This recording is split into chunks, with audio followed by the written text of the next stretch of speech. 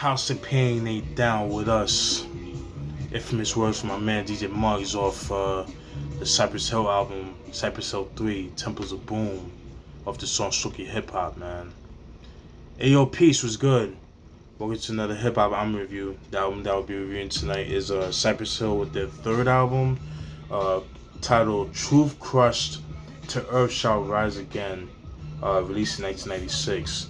You guys should know who House of Pain are. I did a review on their first two albums. I did the self-titled album or the Fight Mode Lyrics album, and I did a review on The Same as It Never Was. The first album, critically acclaimed, is what made them superstars. The second album, not so much. A lot of people kind of like panned it. A lot of the masters is panned it because they wanted another House of Pain, Fight More Lyrics. You didn't get that with that album. You got kind of like a more darker, aggressive album. More aggressive album, if anything. Gritty. Not even dark. Yeah, I would call it dark, but it was more aggressive. Compared to the first album. The first album was aggressive too, but it was like more gritty. You know what I mean? A little darker than the first album. So the reason why I brought up DJ Muggs is because from what I understand, DJ Vlad, the Fed, that people love to call him, because come on, but that's how it's been built. But DJ Muggs and Everlast kind of got into like a dispute, like an argument, and because of that argument, that's why DJ Muggs said what he said. You know what I mean? So, yeah, that's what it was, man, and that's why he said what he said, which is unfortunate. But then, they squashed it, and then they got, they cool with each other again. So, but yeah, man, that's pretty much the gist of that, so, which is crazy.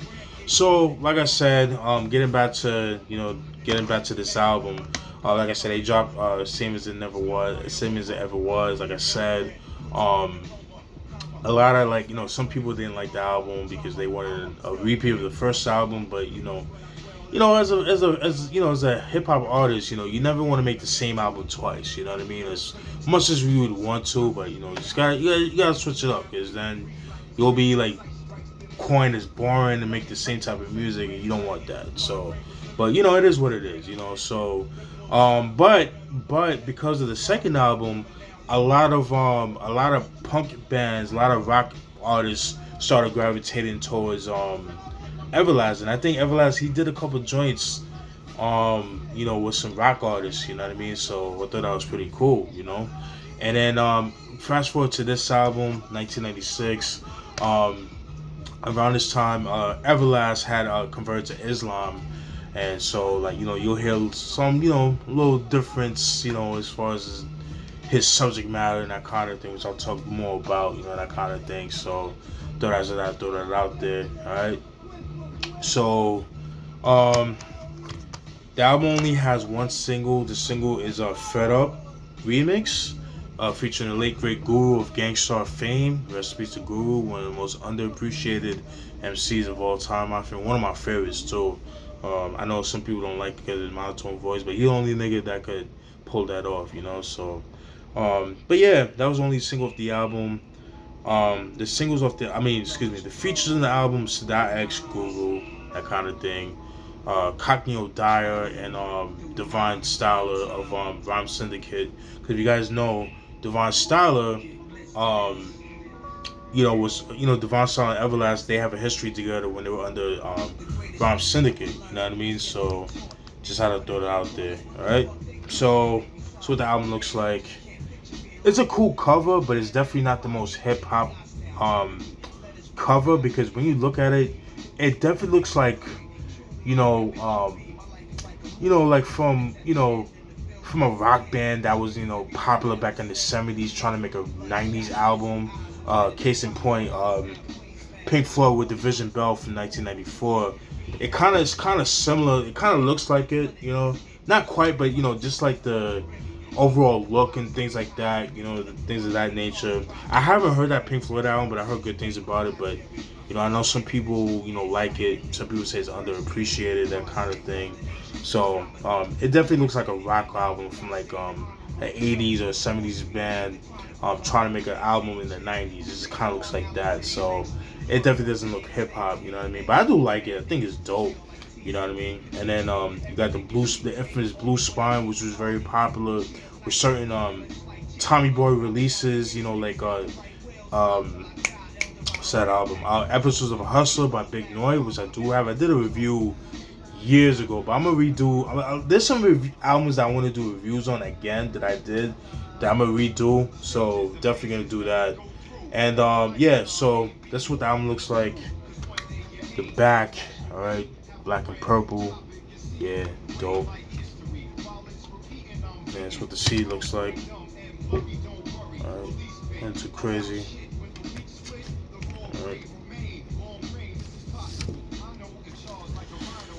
Then open it up. Then you got Divine Styler right here, and you got Cognito Dyer. Right, this is like a regular artist that was down with House of Pain. You know what I mean? Then you got Everlast, Danny Boy, and DJ Lethal. Alright. And then you got the credits and all that good stuff and all that good things, you know what I mean? Yeah.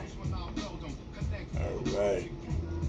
That's pretty much it. And you got the shout outs right here. Nothing too crazy. Alright. Alright. So you know how I get down.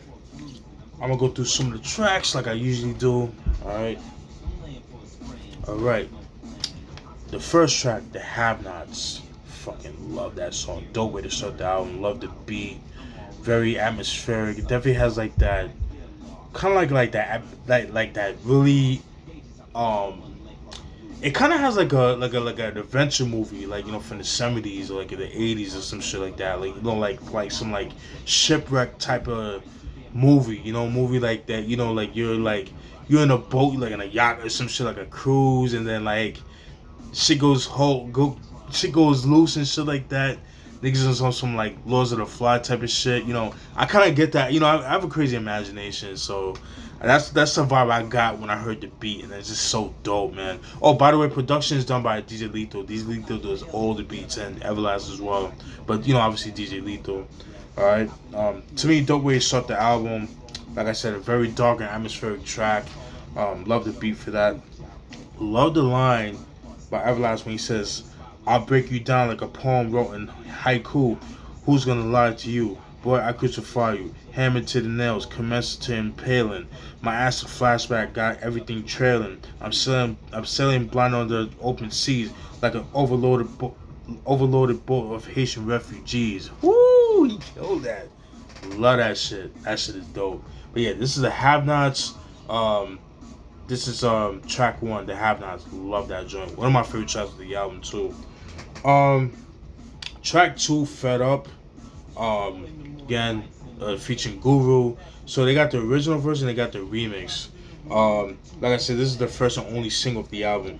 So this one was the actual single. And I think there was a video for the remix. I'm not sure. I don't remember. But Fed Up, there was a video for it. It features Cognito Dyer, dope video too. First and only single of the album, pretty dope joint right there. I do like the line when Everlast when he says, "If I was Rin Tin Tin, I ripped the skin off Lassie. The shit you talk is idle. Threatening to blast me, you high on gas like a Rasta man farted. Don't set it off, kid. Don't set it off, kid, and get me started. Cause you're highly regarded when you're daily departed." Woo! He killed that. Yeah, that shit is dope, man. That was track 2, Fed Up. Track 3, What's That Smell? That features Divine Styler. That was a cool track. I didn't write anything for it. Track 4, Heart Full of Sorrow, by Sadat X. Fucking love that track. I love the beat for it. Very, very dope. Yeah, dope track. That should have been a single too. I would have loved to see a single. This was like Sadat X from Wild Cowboys era. Sadat X, man, love that joint. I didn't write anything for it, but it's a pretty dope joint right there. Track 5, Earthquake. Yeah, Dope song that was featuring Divine Style. Like once again, I do like the line by Everlast when he says, "I'll run a Patriot gig. I have you flipping your wig. I put the clip in my sig and cock the hammer back. Click clack. Put a hole in your back. Woo! Killed that." So that was track 5, Earthquake. Track 6, Shut the Door. Fucking love that track. It's probably my favorite. It's my favorite track of the album. One of my favorite tracks, but it's definitely my favorite. Love the beat for that. It's really dark. It's it's like I don't know, man. It's like that. It's kind of like it has like a very dark, like you're lost. Movie and like you're lost in like some type of like deserted town. That's the vibe I get from that. It's black and white, and desert town is just like the sun is setting, and it's like all like abandoned. It's crazy. I just the crazy imagination that I get from certain beats, and that's the shit I get. So Shut the Door, love that joint. Dope track. It features Divine Style and Cockney Dyer. Definitely one of my favorite tracks. I love and what's cool about this song, Everlast uses R&B references to having sex. You know what I mean? So I thought that was pretty cool. So there's a line when he says, "You can't see me. I play the set low, scraping on the bottom, smoking L's if I got 'em. I ain't too proud to beg for your leg. Let me push up on the thighs and fertilize your egg." Come on, yeah, that's dope. You know what I'm saying? So I thought it was pretty cool. So that was track 6, Shut the Door. Love that joint. Track 7, Pass the Gin. Fucking love that joint, man. Again, another joint that features Devon Style and Cockney Dyer. Another one of my favorite tracks. Love that joint. I like the line by Everlast when he says, "My instincts primal, tapping your spinal. I'll smack Mike and Janet for the whole freaking planet. Don't take me for granted, cause my eyes be slanted. From the fat bag of blade I must consume, cause my soul's on the verge of impeding doom. So make room for the crew of kegs of brew. Doing what we do, so what's the matter with you?" Love that. That shit is dope, man. Dope track. I love the beat. Doom doom doom doom doom doom. Yo, that shit is hard. Love that shit. So that was track 7, Pass the Gin. Definitely sound like something Muggs would have done around that time too, but it's dope. Like I said, DJ Lethal, and I'll talk more about that too. All right, so that was track 8. Track 7, Pass the Gin. Track 8, No Doubt. That was an Everlast solo track. That was a cool track. It wasn't not one of my favorites, but it was a decent track. Nothing too crazy. Track 9, Choose Your Poison.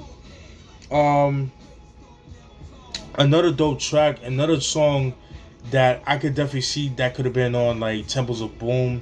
Definitely has that vibe, like that beat. Definitely has that vibe to it. Cool track. I didn't write anything to it. This is a dope track. Track 10, X-Files. Dope track right there. I like the line by Everlast when he says, "I kill 14 million cells, puffing nails, stopping devils on all mic levels of hell. Check the transmission, hear the transitions, observe the technician, infinite vision. Your highlights reels and laced by drug deals as you scheme to check fields on chicks on high heels." Woo! Kill that shit. The beat was cool. I feel like it could have been a little bit better, but I like those lyrics, so I had to write that down. So that was track 10, X-Files. Track 11, Fed Up remix featuring Guru, Late Great Guru. Usually the same sample as Just to Get a Rep. You know what I mean? I forgot the name of the sample, but it escapes my head.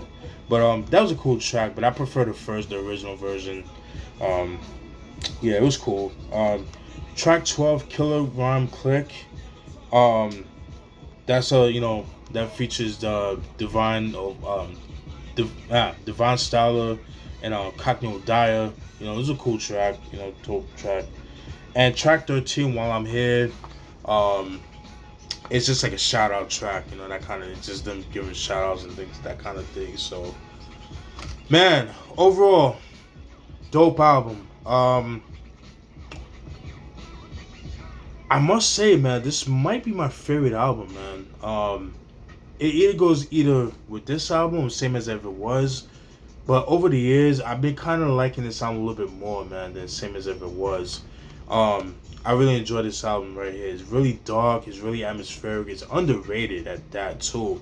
I know a lot of people shun this album because of the album cover and also because of the production. You know, a lot of people was complaining about the production being like, it sounded way too much like Cypress Hill's Temple of Boom. But I mean, I disagree with that, but I understand why they say that. With songs like I said, like Choose Your Poison and No Doubt, and yeah, with songs like No Doubt and Choose Your Poison. But here's the thing though, like, you know, DJ Lethal and DJ Monk, they've been chilling with each other, so they all influence each other. So you're gonna get influence from something. So it's like it's kind of hard not to do that. You know what I'm saying? But on the flip side, some of the beats don't sound like something that Cypress Hill would make. Like the Have Nots. Like you know, yes, Cypress Hill would sound dope, but it's just I don't know. Like some of those beats just fit House of Pain, and the fact that DJ Lethal did the beat, all the production is dope. You know what I mean? And that's the thing too. And also the crazy thing is that um, the release of this album, the day that the album released is when the group broke up. Reason why they broke up is because Danny Boy was going through drug addiction. He was in active addiction, and that was causing a lot of stuff. Like, he would have like, you know, outbursts and, you know, just like missing gigs and things like that. That's why he's not really on the album like that. Just because, you know, it was an after addiction. So, you know, that kind of thing. So that's why he was kind of absent on the album and that kind of thing, you know. So, you know, that's what it was, and that's what kind of broke up the group. And, you know, Everlast, you know, ended up doing like solo stuff, like the Whitey Ford and, you know, all that stuff. You know, he did a lot of numbers with those albums. You know what I mean? So, but yeah, man, to me, it's a very underrated album. I feel like people shit on this album, and they shouldn't, because it's a good album. It's not as bad as people make it out to be. Yes, the cover, you know, it's not the most hip hop thing. It's a cool cover. You know what I mean? But, you know, I know it looks like a fucking rock biker gang from like a biker gang's Hell's Angel compilation album from like 90, 91, 92. You know, some crazy shit like that. But, you know, but despite that, it's a dope album, man. Give it a chance. It's not as bad as people make it out to be. The beats are dope. It's dark. You know, Everlast, I mean, these did all the production. You know, you gotta get to see Everlast, you know, spread his wings, because, you know, they were under DJ Monk, you know, Soul Assassins, and, you know, DJ Monk's pretty much like overshadowing a lot of the production on the album. You know what I mean? So this kind of give you an idea, like, okay, we don't need DJ Monk, you know, we got DJ Lethal, you know, and I think they did with this album. I know a lot of people might disagree with me on that, but it's a good album, man. It's slept on. It is out of print, but it's dirt cheap. You can get it for like dirt cheap. So let me know what you guys think, man. If you guys like this album, if you don't, please let me know, man. I would like to hear your thoughts, man. I know I'm gonna get a lot of hate on this album, but I think it's a very underrated album, man. And like I said, you know, Everlast, he converted to Islam, so, you know, some of the lyrics, you know, it was, you know, prior to his old style, but, you know, as far as like the first two, but then he had some, it's like a more mature album, you know what I mean? The production, like I said, it's more mature compared to the first two, you know what I mean? It's a dope album, man. And, you know, at that time, you know, House of Pain, you know, they get respect from rock bands and things like that, so yeah. But House of Pain, Truth Crushed to Earth Shall Rise Again, released in 1996. Let me know what you guys think, alright? Hope you guys enjoyed that review. Y'all be easy. Enjoy your rest of the Friday evening. Y'all be safe. Don't do nothing crazy so I can hear from you guys again, alright? Peace!